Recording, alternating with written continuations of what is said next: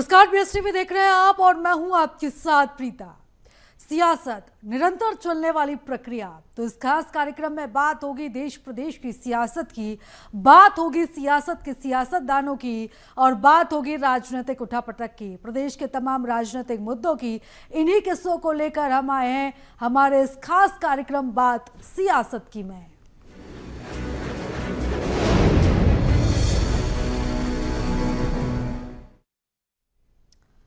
मध्य प्रदेश में गायों को लेकर हमेशा सियासी पारा तेज दिखाई देता है, लेकिन प्रदेश की राजधानी भोपाल में गायों की तस्वीर यदि आप देख लेंगे तो आंखों से आंसू निकल पड़ेंगे, क्योंकि करोड़ रुपए के फंड के बावजूद भी गायों की स्थिति भोपाल के आसरा आश्रम में दयनीय है, जिस पर अब सियासत भी देखने को मिल रही है। देखिए हमारे इस खास रिपोर्ट में।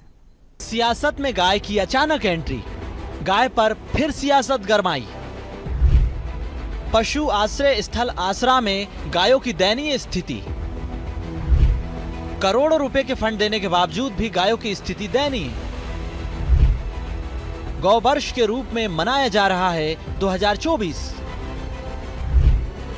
गाय के आहार को लेकर बड़ा निर्णय, 20 से बढ़ाकर 40 रुपए प्रतिदिन का आहार देने का निर्णय। सियासत के केंद्र में गाय, गाय के मुद्दे को लेकर विपक्ष हमलावर। जहां प्रदेश सरकार गौ माता के लिए करोड़ों रुपए का फंड देने की बात कर रही है, तो वहीं सरकार द्वारा 2024 के वर्ष को गौवर्ष के रूप में मनाया जा रहा है। सरकार ने गाय के आहार को लेकर बड़ा निर्णय लिया, जहां 20 रुपए से बढ़ाकर 40 रुपए प्रतिदिन का आहार देने का सरकार ने ऐलान कर दिया। उसके बावजूद राजधानी भोपाल में गायों की स्थिति दयनीय है।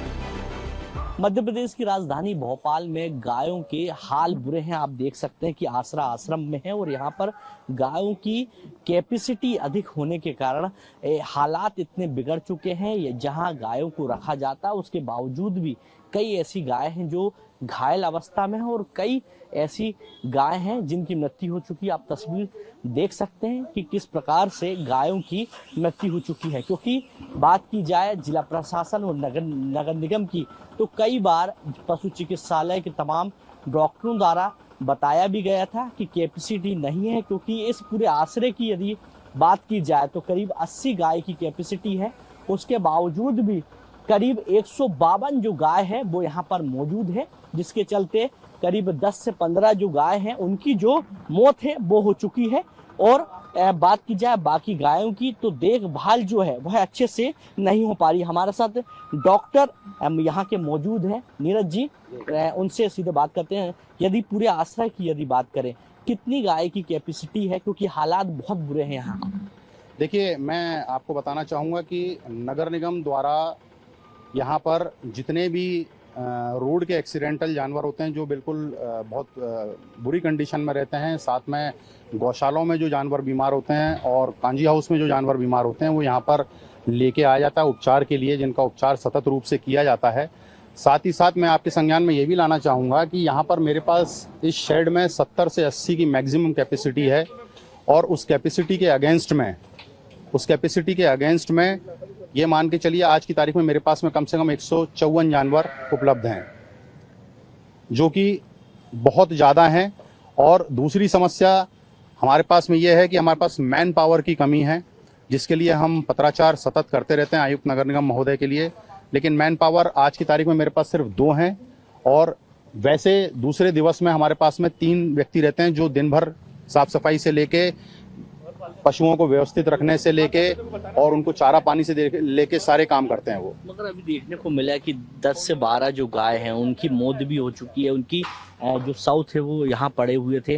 आपने जिला प्रशासन नगर निगम को पूरी जानकारी दी है? बिल्कुल जिला प्रशासन नहीं, नगर निगम को जानकारी दी है। नगर निगम की गाड़ी अभी 1 घंटे पहले ही लेके गई थी। बाकी जिला प्रशासन पूरा सतत लगा हुआ है, रात्रिकालीन से ही लगा हुआ है और उसमें एसडीएम महोदय, तहसीलदार महोदय सब यहाँ पर आ चुके हैं और अवलोकन कर चुके हैं सारी चीज़ों का दिशा निर्देश देके, और सब चीज़ें नियमित रूप से चल रही हैं। चूंकि इलाज वाला जो विषय है वो तो सतत प्रक्रिया वाला विषय है और वो रेगुलर बेसिस पे यहाँ पर होता है पूरे स्टाफ के साथ में। लेकिन की कोई कमी तो नहीं, फंड की कमी नहीं हमारे पास। हमको सिर्फ मैन पावर की जरूरत है और ओवर क्राउडिंग यहाँ पर ना हो, ये हमारी डिमांड है।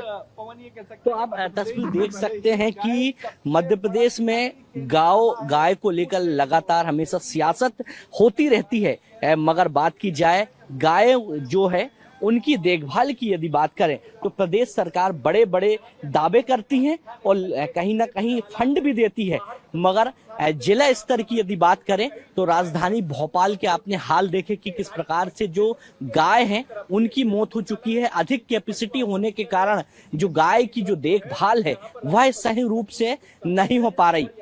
अब देखने वाली बात है कि मध्य प्रदेश पर जो सियासत है गाय को लेकर वो कब खत्म होगी और गायों की जो देखरेख है वो कब शुरू होती हुई दिखाई देगी।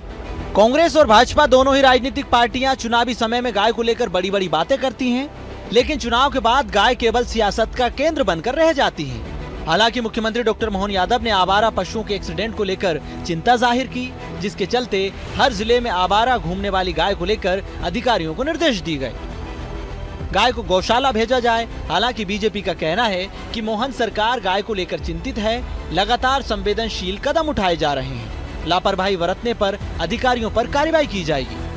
मुझे लगता है कि मध्य प्रदेश की माननीय डॉक्टर मोहन यादव जी की सरकार, विशेषकर खुद मुख्यमंत्री जी इस बात को लेकर के चिंतित हैं और संवेदनशील भी हैं कि हम कैसे जो पहले तक जो कमियां रही हैं उनको कैसे बेहतर कर सकते हैं, लोगों में जन जागरण हो, कैसे हम उनको गायों को रोके बाहर मेन रोड से निकलने के लिए, क्योंकि दुर्घटना भी बड़ी चीज़ें होती हैं। इसके साथ ही उनके जो 20 रुपये का उनको खुराक मिलती थी अब उसको भी 40 रुपये करने की घोषणा माननीय मुख्यमंत्री जी ने इस बजट में की है। तो मुझे लगता है कि बेहतर करने का प्रयास मध्य प्रदेश की सरकार कर रही है और जो ऐसे विषय आए हैं जिसकी लापरवाही के, तो जो इस लापरवाही में सम्मिलित होगा उसके खिलाफ तो कठोर कार्रवाई होगी। प्रदेश में जहां एक्सीडेंट से हाईवे में पशुओं के आए दिन मौत के मामले सामने आते रहते हैं, साथ ही विपक्ष हमेशा गाय के मुद्दे पर हमलावर सरकार पर नजर आता है। वहीं उपचुनाव के पहले ही विपक्ष ने एक बार फिर गाय की मौत पर सियासी हंगामा मचा दिया। कांग्रेस का कहना है कि सरकार नहीं चाहती कि प्रदेश का किसान खुश रहे, गौ माता स्वस्थ रहे, इसलिए लगातार गौ माता के लिए कब्र खोदने का काम हो रहा है। और गौ माता के प्रति जो भाव होना चाहिए कि उनकी कैसे सेवा करा जाए, वो भाव इनके अंदर भी है। कांग्रेस की जब सत्ता और सरकार थी तो देश प्रदेश के अंदर लगभग 1500 से ज्यादा गौशालाएं कमलनाथ जी के नेतृत्व में कांग्रेस पार्टी ने बनाई थी और उन गौशालाओं को चलाने के लिए रोज एक गाय पे 20 रुपए रोज दिया करते थे। जब सत्ता में भारतीय जनता पार्टी आई, इन्होंने 1 रुपए 60 पैसे उसको कर दिया और 4-4, 6-6 महीने तक उनको पैसा नहीं देती है। गौशालाओं के लिए सिर्फ नीति नियत यह है कि गौ माता की उस शाला को कहीं न कहीं गो कब्रगाह बनाने का काम भारतीय जनता पार्टी ने करा है। बड़े बड़े अभ्यारण्यों के नाम पे वोट ले लिए, बड़ी बड़ी बातों के नाम पे वोट ले लिए, सिर्फ वोट की राजनीति भारतीय जनता पार्टी करती है। सरकार गायों की देखरेख को लेकर करोड़ों रुपए का फंड हर साल खर्च करती है। वहीं गायों की हालत प्रदेश में खराब होती दिखाई दे रही है। अब देखना होगा कि उपचुनाव के पहले विपक्ष इस मुद्दे को कितना उठा पाता है। साथ ही सरकार गाय को लेकर अब क्या कुछ कदम उठाएगी, ये भी देखने वाली बात होगी। भोपाल से कैमरामैन मनीष के साथ विवेक राणा की रिपोर्ट। इधर छत्तीसगढ़ में बिजली बिल बढ़ोतरी के खिलाफ आयरन उद्योग संघ ने मोर्चा खोल दिया। वहीं पक्ष विपक्ष के बीच जमकर सियासी बयानबाजी भी नजर आ रही है। बता दें कि स्टील प्रोडक्शन में छत्तीसगढ़ का स्थान देश में दूसरे नंबर पर आता है। यहां के स्टील की सप्लाई देश के अलावा कई राज्यों और विदेशों में भी की जाती है और अब यह सेक्टर उद्योगों को चलाने के लिए जूझ रहा है। बिजली बिल बढ़ोतरी को लेकर क्यों हो रही है सियासत, इस पर देखिए हमारी एक और खास रिपोर्ट। छत्तीसगढ़ में है 800 स्टील उद्योग। पहले चरण में 200 स्टील उद्योगों को बंद करने की तैयारी। CSP-DCL के 60% बिजली उद्योग खरीदते हैं। उद्योग को 25 लाख से लेकर 2.5 करोड़ तक का ज्यादा खर्च करना पड़ रहा है। उद्योगपतियों को 100 करोड़ रुपए से ज्यादा का हो चुका नुकसान। अदानी और दूसरी बिजली कंपनियों से बिजली खरीदने की तैयारी। रोजगार की बड़ी समस्या हो जाएगी खड़ी। छत्तीसगढ़ शीर्ष बिजली उत्पादक राज्यों में से एक है, लेकिन बिजली की दरों में बढ़ोतरी के खिलाफ स्टील उद्योग से जुड़े लोग लामबंद हो गए हैं। स्टील उद्योग से जुड़े कारोबारियों ने सरकार से बिजली के दामों में कटौती की मांग कर दी। लेकिन बिजली दरों में राहत न मिलने से उद्योगपति अब अपने उद्योगों को बंद करने की तैयारी में है। वहीं बढ़ी हुई बिजली दरों के विरोध में संघर्ष कर रहे छत्तीसगढ़ के उद्योग संघों ने बड़ा निर्णय लिया। उद्योग संघों का कहना है कि यदि बढ़ी हुई बिजली दरों पर बिजली कंपनी और सरकार की तरफ से कोई ठोस निर्णय नहीं लिया गया तो 29 जुलाई से CSPDCL आधारित 200 उद्योग बंद कर दिए जाएंगे। इनमें 150 मिनी स्टील प्लांट और स्पंज आयरन प्लांट शामिल हैं। उद्योगपतियों ने कहा कि हमें अभी 4,000 रुपए टन का नुकसान उठाना पड़ रहा है। सरकार अगर बढ़ी हुई बिजली दर वापस लेती है तो हम उद्योग बंद नहीं करेंगे। अगर सरकार इस पर काम नहीं करेगी तो प्रदर्शन हम करते रहेंगे। और ये चेन सिस्टम पे स्टील यहाँ का पूरे देश में मशहूर हुआ है, पर ये चेन अगर टूट गई तो निश्चित उद्योग तो बंद होंगे ही होंगे और इसका असर बिजली के जो हमारे जो बिजली विभाग है उस पर भी पड़ेगा, क्योंकि यही स्टील उद्योग ही है जो 60% से ऊपर का रेवेन्यू ऊर्जा विभाग को देता है। और अगर ये बंद हुआ तो ऊर्जा विभाग का रेवेन्यू का बहुत बड़ा नुकसान हो जाएगा, वो संकट में आ जाएगा। छत्तीसगढ़ में 29 जुलाई को लगभग 200 उद्योगों पर तालाबंदी की बात को लेकर कांग्रेस हमलावर है। कांग्रेस संचार प्रमुख सुशील आनंद शुक्ला ने बीजेपी पर प्रहार किया। उन्होंने कहा कि बिजली दर में बढ़ोतरी को लेकर जिस तरह से साय सरकार काम कर रही है, कहीं न कहीं उस पर सवाल उठने लाजमी है। हाफ बिजली बिल योजना बंद होने के बाद बिजली दरों में बढ़ोतरी हो गई। शुक्ला ने कहा कि कांग्रेस की सरकार में बिजली बिल आधा कर उद्योगों को पटरी पर लाए थे, लेकिन भाजपा की सरकार में हालत खराब हो गई। बिजली बिल में वृद्धि कर छोटे उद्योगों को अडानी पावर के अधीन होने पर मजबूर किया जा रहा है। बिजली बिल बढ़ाना छोटे उद्योग को सड़क पर लाने की साजिश है। निश्चित तौर पे यह भारतीय जनता पार्टी की सरकार है जो लगातार ऐसे फैसले ले रही है जिसके कारण उद्योगों को, व्यापारियों को परेशानी हो रही है। बिजली बिल के दाम हमारी सरकार के समय 400 यूनिट तक हम आधा बिजली देते थे, 24 घंटे बिजली देते थे। यह सरकार बिजली कटौती कर रही है। बिजली बिल के दाम इसलिए बढ़ाए गए हैं कि ये जो 200 उद्योग हैं मजबूर हो जाएं कि अडानी के पावर प्लांट से बिजली खरीदें, महंगी बिजली। इसलिए सरकार ने सब षड्यंत्र किया हुआ है। अडानी को फायदा पहुंचाने के लिए छत्तीसगढ़ के छोटे छोटे उद्योगों को सड़क पे लाने की साजिश की गई है। वहीं उद्योगों में तालाबंदी को लेकर कांग्रेस के बयान पर बीजेपी प्रवक्ता केदार गुप्ता ने पलटवार किया। उन्होंने कहा कि भाजपा विकास की राह पर चलने वाली पार्टी है। उत्पादकता को बढ़ावा देने पर हमारा पूरा फोकस रहता है। उद्योगपतियों की जो मांग है सरकार उस पर विचार करेगी, कमियों को दूर किया जाएगा। साथ ही उन्होंने कांग्रेस पर जमकर निशाना साधा। देखिए, मैंने कहा कि हमारी सरकार उद्योगों को हर प्रकार की सुविधा उपलब्ध कराने के लिए प्रतिबद्ध है और लगातार हम इस दिशा में काम कर रहे हैं। नई उद्योग नीति में भी इन बातों को हम ध्यान रखने वाले हैं, तो निश्चित रूप से उनसे बातचीत करके समाधान कर लेंगे। ये जन समस्या नहीं, देखिए, भारतीय जनता पार्टी विकास के साथ चलने वाली पार्टी है और आपने बजट में देखा कि दूसरे नंबर पर जो 9 पॉइंट है, दूसरे नंबर पर उत्पादकता है। उत्पादकता को बढ़ाने पर हमारा जोर रहता है और मेरा मानना है उद्योगपतियों को जो भी किसी भी प्रकार की कमी महसूस हो रही है या जो मांग है उस पर सरकार पूरी तरह से विचार करेगी और उनकी कमियों को दूर किया जाएगा। उनकी मांगों को जो युक्त होगी उसे माना जाएगा। फिलहाल 1 जून को छत्तीसगढ़ में बिजली बिल की बढ़ोतरी का नया ट्रैफिक लागू हो गया, जिसके बाद से कांग्रेस सरकार पर हमलावर है।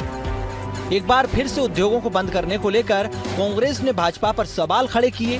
भाजपा का कहना है कि उद्योगपतियों को जिस प्रकार की कमी नजर आ रही है उस पर सरकार काम करेगी, कमियों को दूर किया जाएगा। अब देखना होगा कि कमियां दूर होंगी या फिर सियासत जारी रहेगी। रायपुर से अविनाश चंद्रवंशी की रिपोर्ट। छत्तीसगढ़ में आयरन उद्योग में त्रासदी जैसा माहौल जो है वो नजर आ रहा है। दरअसल छत्तीसगढ़ में बिजली बिल के टैरिफ प्लान में जो है बढ़ोतरी होने के बाद आयरन उद्योग ने मोर्चा खोल दिया है। दरअसल ये देखा गया है कि बिजली बिल की बढ़ोतरी के चलते आयरन उद्योग पर एक बड़ा प्रभाव पड़ रहा है, जिसको लेकर 29 जुलाई को करीब 200 आयरन उद्योग जो हैं तालाबंदी करने जा रहे हैं। इस तालेबंदी से केवल उद्योगपतियों का ही नुकसान नहीं होगा बल्कि सरकार के राजस्व पर भी प्रभाव पड़ेगा और इससे कहीं ज्यादा प्रभाव जो है उन लोगों पर पड़ेगा जो उन उद्योगों पर नौकरी करते हैं, रोजगार करते हैं, मजदूरी करते हैं। तो कहीं ना कहीं एक बड़ा प्रभाव जो है बिजली बिल की बढ़ोतरी के बाद छत्तीसगढ़ में देखने को मिल मिल रहा है। लेकिन अब सवाल ये उठते हैं कि क्या सरकार इस पूरे मसले पर किस तरह से फैसले लेती है, उद्योगपतियों से चर्चा के बाद सरकार का क्या निर्णय आता है, ये तमाम विषय है जिस पर चर्चा होनी है और उसके बाद ही पता चल पाएगा कि आखिर उद्योग इंडस्ट्री पर किस तरह से आने वाले समय में प्रभाव पड़ेगा और कैसे सरकार इस विषय पर फैसला लेती है। कैमरामैन जयप्रकाश साहू के साथ अविनाश चंद्रवंशी, BSTV, रायपुर। इधर राष्ट्रपति द्रौपदी मुर्मू ने शनिवार को 10 राज्यों के राज्यपाल की नई नियुक्ति की। झारखंड, राजस्थान, मेघालय, पंजाब, असम, मेघालय और छत्तीसगढ़ में नए राज्यपाल की नियुक्ति की गई है।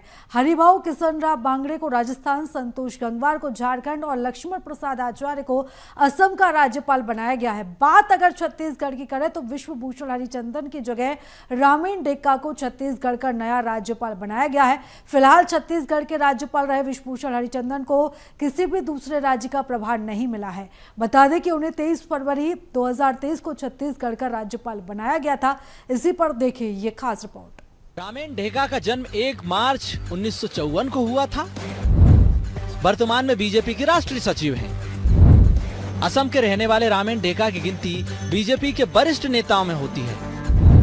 1980 से राजनीति में सक्रिय हैं। 2 बार बीजेपी की टिकट पर सांसद बन चुके हैं। 2009 में पहली बार असम की मंगलदोई सीट से सांसद चुने गए। 2014 में दोबारा सांसद बने। लोकसभा में अध्यक्षों के पैनल के सदस्य भी थे रामेन डेक्का। 2006 में असम बीजेपी के अध्यक्ष भी रह चुके हैं। राष्ट्रीय स्तर पर भी कई जिम्मेदारियां संभाल चुके हैं। मुख्यमंत्री विष्णुदेव साय ने रामेन डेक्का को नए राज्यपाल नियुक्त होने की बधाई दी। इसके साथ ही उन्होंने राज्यपाल का छत्तीसगढ़ में स्वागत किया। अपने एक्स पोस्ट पर उन्होंने लिखा कि रामेन डेक्का जी को छत्तीसगढ़ के राज्यपाल नियुक्त होने पर हार्दिक बधाई, शुभकामनाएं। निश्चित ही एक संरक्षक के रूप में आपके विशाल सामाजिक, राजनीतिक और संसदीय अनुभव का लाभ 3 करोड़ छत्तीसगढ़ वासियों को मिलेगा। समस्त छत्तीसगढ़ वासी आपका हार्दिक स्वागत, अभिनंदन करते हैं। 10 राज्य, 1 यूटी में 6 नए राज्यपाल, 3 का ट्रांसफर।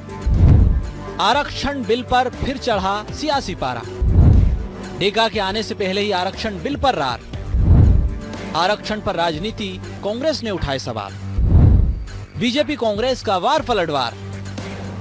छत्तीसगढ़ में नए राज्यपाल की नियुक्ति के बाद एक बार फिर आरक्षण बिल पर सियासत गर्मा गई। इसको लेकर कांग्रेस संचार प्रमुख सुशील आनंद शुक्ला का बयान सामने आया। उन्होंने रामेन डेक्का के राज्यपाल बनने पर बधाई दी। साथ ही कहा कि छत्तीसगढ़ में सबसे ज्यादा आदिवासी वर्ग है। राज्यपाल सबसे पहले आरक्षण बिल पर हस्ताक्षर करेंगे। वहीं इस पर बीजेपी प्रवक्ता केदार गुप्ता ने पलटवार किया। उन्होंने कहा कि भूपेश सरकार आरक्षण विरोधी थी। रमन सिंह की सरकार में 56% आरक्षण मिल रहा था। कांग्रेस ने अपने ही लोगों से आरक्षण विधेयक पर याचिका लगवाकर आरक्षण रुकवाया। इनकी नीयत ठीक नहीं थी। माननीय राज्यपाल जी हमेशा से देश को, प्रदेश को आगे बढ़ाने का काम किया है, परंतु जहां तक आरक्षण का सवाल है, पूर्व की कांग्रेस की माननीय भूपेश बघेल जी की सरकार आरक्षण की विरोधी थी और 56% आरक्षण तो मिल रहा था डॉक्टर रमन सिंह की सरकार में, परंतु इन्होंने आकर अपने ही कांग्रेसी कार्यकर्ताओं से याचिका दायर करवाई, आरक्षण को रुकवाया। इनकी नीयत ठीक नहीं थी। और क्वांटिफाइबल डाटा बेस होता है आरक्षण का, उसे विधानसभा पटल में रखा नहीं और राज्यपाल जी को दोषी ठहराते हैं। तो इनकी नीयत खुद अच्छी नहीं है और आरोप दूसरों पर लगाते हैं। ये तो साफ साफ समझ आ रहा है कि राजभवन केंद्रीय गृह मंत्रालय केंद्र सरकार के अनुसार काम करता है, उनके निर्देशों पे काम करता है। ये संवैधानिक प्रावधान है। यदि राजभवन में कोई विधेयक लंबित है, वो भी विधानसभा से सर्वानुमति से पारित होके, अर्थात वह उस विधेयक पे केंद्र सरकार नहीं चाहती है कि हस्ताक्षर हो। अब तो प्रदेश में डबल इंजन की सरकार है, श्रेय लेने वाली भी बात नहीं है। यदि वास्तव में आप चाहते हैं कि आदिवासियों को उनका हक मिले, अनुसूचित जाति को उनका हक मिले, ओबीसी को उनका हक मिले, सामान्य वर्ग के, अनारक्षित वर्ग के गरीबों को उनका हक मिले, तो इस विधेयक पे राज्यपाल से हस्ताक्षर करवाइए। फिलहाल रातों रात बदले गए छत्तीसगढ़ के राज्यपाल से प्रदेश की राजनीति गर्मा गई। अब देखना होगा कि नए राज्यपाल से कांग्रेस को उम्मीद जो है वो पूरी हो पाती है नहीं। दूसरी तरफ भाजपा ने कांग्रेस को आरक्षण विरोधी बताया है। आरक्षण बिल को लेकर नियत पर कांग्रेस की सवाल उठाए हैं। फिलहाल इस बीच सियासी वार पलटवार में कौन आगे निकलता है, देखने वाली बात होगी। Bureau report, Raipur. इधर एमपी में निर्वाचन आयोग ने भले ही मध्य प्रदेश के बुधनी विजयपुर विधानसभा के लिए उपचुनाव की तारीखों का ऐलान नहीं किया हो, लेकिन सूबे के सियासी दल इन क्षेत्रों में अपने अपने राजनीतिक समीकरण बिठाने में जुट चुके हैं। कांग्रेस इधर हर हाल में इन सीटों को जीत दर्ज करने का यहां पर दावा कर रही है, जिसके चलते कांग्रेस ने बुधनी विजयपुर के प्रभारी भी बदल दिए हैं और नई रणनीति के तहत अब यहां पर कांग्रेस ने जो है वो काम करना भी शुरू कर दिया है। देखिए इसी पर ये रिपोर्ट। मध्य प्रदेश में उपचुनाव की हलचलों के बीच कांग्रेस ने बुधनी और विजयपुर विधानसभा के लिए अपनी रणनीति बदल दी। बीजेपी के कद्दावर नेता माने जाने वाले शिवराज सिंह चौहान के गढ़ बुधनी विधानसभा में फतह करने कांग्रेस ने अपनी रणनीति में बदलाव करते हुए यहां पर प्रभारी बदल दिए हैं। कांग्रेस ने बुधनी विधानसभा में अपने दिग्गज नेताओं को प्रभारी बना दिया है। कांग्रेस सूत्रों की माने तो संगठन ने बुधनी में जातिगत और सामाजिक समीकरण बैठाते हुए प्रभारी को बदला है।